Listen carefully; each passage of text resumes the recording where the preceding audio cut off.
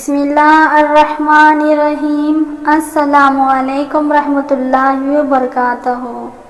اللہ تعالیٰ قرآن میں فرماتے ہیں کہ اے ایمان والو، اسلام میں پورے داخل ہو جاؤ، شیطان کے راستے پر نہ چلو، بے شک وہ تمہارا کھلا دشمن ہے۔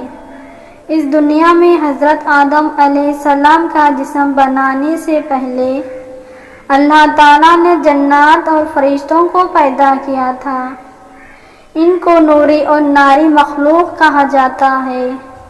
نوری مخلوق فرشتوں اور ناری مخلوق جنات کو کہا جاتا ہے۔ نوری مخلوق کی نسل نہیں بڑھتی تھی، کیونکہ اللہ تعالیٰ نے ان کے جوڑے نہیں بنائے ہیں، جبکہ جنات کی نسل بڑی تیزی کے ساتھ بڑھتی ہے۔ اللہ تعالیٰ نے ان کے جوڑے بنائے ہوئے تھے۔ روایت میں ہے کہ سب سے پہلے مسلون جن کو اللہ تعالیٰ نے تخلیق کرنے کے لیے زمین پر اتارا تھا، پھر اس لیے جوڑے کے لیے ایک لڑکی کو پیدا فرمایا۔ اس طرح مسلون اور اس لڑکی کی شادی ہو گئی تھی۔ پھر ان دونوں سے جنات کی نسل بہت بڑی تیزی کے ساتھ بڑھتی لگی۔ یہ شیطان اور جن میں اللہ تعالیٰ کی عبادت کیا کرتے تھے۔ ان میں سے کچھ جنات نے اللہ تعالیٰ کے حکم کو ماننے سے انکار کرنا شروع کر دیا تھا۔ اس طرح سے آہستہ آہستہ یہ جنات اللہ تعالیٰ کی نافرمان قوم بن گئے تھے۔ جناتوں میں سے ایک جلیبہ نامی جن تھا۔ جلیبہ کی شادی تسلیب سے ہو گئی۔ یہ دونوں بہت ہی طاقتور اور جسمانیت میں کافی بڑے تھے۔ جلیبہ کی شکل ببر شیر سے ملتی تھی اور اس کی بیوی کی شکل بھیڑیے جیسی تھی۔ ان میاں اور بیوی سے بڑے بڑے جن خوف زدہ تھے۔ جلیبہ اور تسلیب کو ایک لڑکا ہوا جس کا نام انہوں نے اسرائیل رکھا۔ یہ لڑکا بھی اپنے والدین کی طرح بڑا طاقتور بن گیا۔ آدم علیہ السلام کی تخلیق سے 50,000 سال پہلے زمین پر جنوں کا عروج تھا۔ انہوں نے ہر طرح سے تباہی مچا شروع کر دی۔ اللہ تعالیٰ نے اپنے فرشتوں کو حکم دیا کہ زمین پر جاؤ اور ناری مخلوق کو میرا حکم دو، اگر وہ نہ مانے تو ان سے جنگ کر دو۔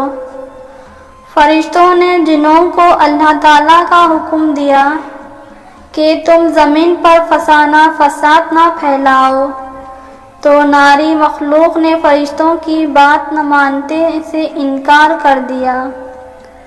فرشتوں نے اللہ تعالیٰ کے حکم کی تعمیل کی۔ اس طرح نوری اور ناری مخلوق کے درمیان بہت بڑی جنگ ہوئی۔ اس جنگ میں فرشتوں کو فتح حاصل ہوئی۔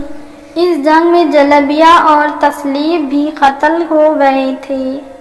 جو جن باقی بچ گئے تھے ان کو فرشتوں نے اللہ تعالیٰ کے حکم سے قید کر لیا گیا تھا۔ انہیں قیدیوں میں سے اسرائیل بھی تھے۔ جب قیدیوں کو آسمان پر لے جایا گیا تو اللہ تعالیٰ نے فرشتوں کو حکم دیا کہ اسرائیل کی بہترین پرورش اور تربیت کی جائے۔ فرشتوں نے اسرائیل کی تربیت بڑی اچھی طریقے سے کی، جس کی وجہ سے اسرائیل اللہ تعالیٰ کا نیک بندہ بن گیا تھا، جو ہر وقت اللہ تعالیٰ کی عبادت میں مصروف رہنے لگا۔ اسرائیل اللہ تعالیٰ کے خاص بندوں میں سے ایک بن گیا۔ اسرائیل کے پاس اتنا علم ہو گیا تھا کہ اللہ تعالیٰ نے اس کو فرشتوں کا معلم بنایا۔ فرشتوں نے اسرائیل کے پاس علم حاصل کرنے کے لیے آیا کرتے۔ فرشتے اسرائیل کو عبادت گزار اور نیک نام سے جانتے تھے۔ حضرت کعب بن احبر رضی اللہ تعالیٰ عنہ سے مروی ہے کہ اسرائیل 40,000 سال تک جنت کے خزانوں کا وزیر رہا، اس 1000 سال تک وہ فرشتوں کے ساتھ اللہ تعالیٰ کی عبادت میں مصروف رہتا تھا۔ 20,000 سال تک اسرائیل فرشتوں کا مامور رہا تھا۔ اس کا مقام بہت ہی زیادہ ہو گیا تھا۔ اللہ تعالیٰ فرشتے جبرائیل علیہ السلام، میکائیل علیہ السلام اور اسرافیل علیہ السلام جیسے بڑے بڑے فرشتے بھی اس کے شاگرد میں رہتے۔ اللہ تعالیٰ ہر چیز کو پیدا کرنے والا ہے۔ اللہ تعالیٰ کو اس بات کا پتہ تھا کہ ایک دن اسرائیل میرے نافرمانی کرنے لگے گا۔ ایک دن اسرائیل کا گزر لوح مخلوق کے پاس سے ہوا تو اس نے وہاں لکھا ہوا دیکھا کہ میں پناہ مانگتا ہوں شیطان مردود سے۔ اس عبرت کو پڑھنے کے بعد اسرائیل 2000 سال تک روتا رہا اور اس بات کو سوچتے رہا کہ یہ شیطان مردود کون ہے۔ ایک دن اس نے اللہ تعالیٰ کی بارگاہ میں پیش ہو کر اللہ تعالیٰ سے عرض کی، یا اللہ یہ شیطان مردود کون ہے؟ اللہ تعالیٰ نے فرمایا کہ میں نے اپنے ایک بندے کو بڑے نعمتوں سے نوازا ہے، ایک دن وہ میرے نافرمانی کرے گا جس کی وجہ سے اس کی ساری عبادت ضائع ہو جائے گا اور وہ شیطان بن جائے گا۔ اللہ تعالیٰ کی یہ بات سن کر اسرائیل ہر وقت یہ بات سوچتا رہا کہ وہ شیطان مردود کون ہوگا۔ اسرائیل نے اللہ تعالیٰ سے عرض کی، یا اللہ میں اس شیطان مردود سے ملنا چاہتا ہوں۔ اس کے بعد پھر کئی صدیوں تک اسرائیل اللہ تعالیٰ کی عبادت میں مصروف رہا۔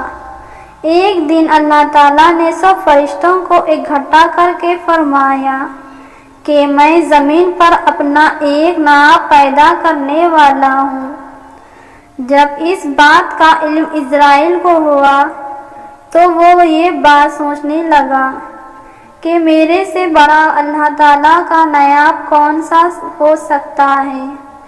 اللہ تعالیٰ نے حضرت آدم علیہ السلام کے جسم کو بنا کر کے 40,000 سال تک اس طرح رکھا دیا، اس میں 40,000 سال تک جان نہ ڈالی۔ جب بھی فرشتوں کا حضرت آدم علیہ السلام کے پتلے کے پاس سے گزرا ہوا تھا تو وہ بہت حیران ہو جاتے تھے۔ جب اسرائیل شیطان حضرت آدم علیہ السلام کے پتلے سے گزرا تھا تو حضرت آدم علیہ السلام کے پتلے کو نفرت اور تکبر سے دیکھا کرتا تھا۔ وہ اس کے پتلے سے گزرتے ہوئے حضرت آدم علیہ السلام کے پتلے کو طرح طرح کے اظہار باتیں کرتا تھا۔ اسرائیل سمجھتا تھا کہ یہاں بس میں ہی اللہ تعالیٰ کا حقیقی ہوں۔ ایک دن اللہ تعالیٰ نے حضرت آدم علیہ السلام کے پتلے میں جان ڈالی، سب فرشتوں کو بلایا اور حکم دیا کہ تم حضرت آدم علیہ السلام کو سجدہ کرو۔ سب نے حضرت آدم علیہ السلام کو سجدہ کیا۔ اسرائیل نے سجدہ کرنے سے انکار کر دیا تھا۔ اسرائیل کہنے لگا، میں آنکھ سے بنا ہوا ہوں اور حضرت آدم علیہ السلام مٹی سے بنائے گئے تو اس بندے سے افضل ہوں، میں اس کو سجدہ کیسے کر سکتا ہوں؟ یہ بات سوچتے ہی اللہ تعالیٰ نے اسرائیل کو فرمایا، یہاں سے نکل جاؤ، شیطان مردود ہو چکا ہے۔ اللہ تعالیٰ کا حکم سن کر اسرائیل کو یقین ہو گیا تھا کہ میں ہی شیطان مردود ہوں۔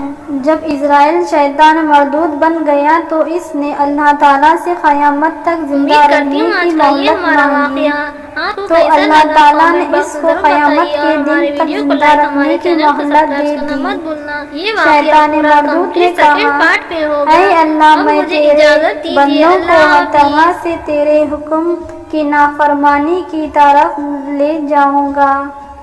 بہت تعداد میں تیرے نیک بندوں میرے بات مان کر تیرے نافرمانی اتر آئیں گے اور گناہوں کی طرح مل ہو جائیں گے۔